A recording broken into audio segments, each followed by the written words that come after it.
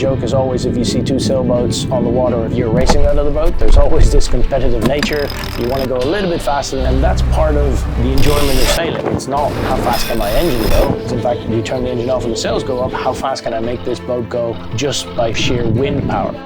You know, that whole feeling of being one with nature and just out there, you forget everything else, right? You're just in the moment, you're enjoying being out on the water.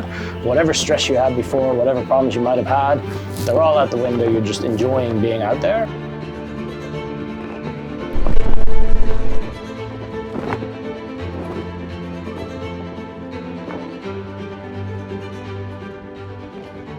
I was introduced to sailing when I was about 8 years old by my granddad on the Frisian lakes in the Netherlands. We got this course about sailing in an Optimist, and we got it out in rough weather and capsized it. So my mom, when I married, she made a book of me. It's called About Jelte, in which she gifted to my wife, and it's got all pictures from when I was a kid, etc. She spent months on it, and there's one picture actually of me 4 years old pointing at boats and saying, "Oh, you know, I want to do that." Next to, funny enough, my first computer program that I wrote at 8 years old, something like print hello or something silly like that. Daddy, you're not having anything. I'm carrying the keys. Fast forward 35 years, and I'm at Google. I think it was back in 2012 or something like that. I was on the tube going to London, waiting for the tube.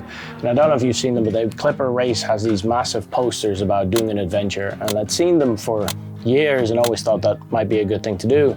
But this particular day, I had a very bad day. I was going home and I just decided, screw it, I'm gonna sign up. So that's ultimately where the idea for navvy began, because as soon as I was on that boat in the Pacific, realizing just how outdated technology had become on boats compared to what I knew was possible at Google, kept on thinking about this idea for a long time, but then again found myself in these long commutes to work, not seeing my son, just not doing the things that I ultimately wanted to do. So at some point in 2017, I decided, okay, in for a penny, in for a pound, and I left Google to start navvy. Beep. Usually you do a startup and people don't see their family for a long time. I don't think that has to be that way, and it certainly hasn't been for me. But I think for me it was this notion that if I didn't do it now, and I was going to raise my kid to say, follow your dreams, and that felt rather hypocritical to be saying that to, okay, it was only 6 months at a time, but to my son when I wasn't doing it myself.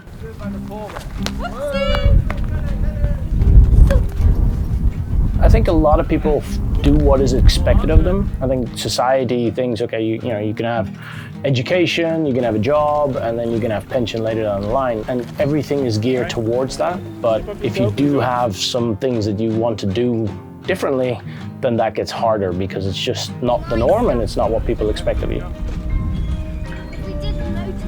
Seeing my son on the boat and seeing him look in the wind, he's 6 years old and he's telling me what the difference is between true wind and apparent wind. Seeing him enjoy it is pure joy for me. If somebody goes overboard, there's a couple of things that need to happen. I'll show you when we're up on deck. I've got something to tell. Okay, buddy. There's one where Daddy might not tell you. You have to go up or down on the stairs. Yeah. Not stay like you're doing now. Up or down on the stairs, that's right. Otherwise you might slip. Very good.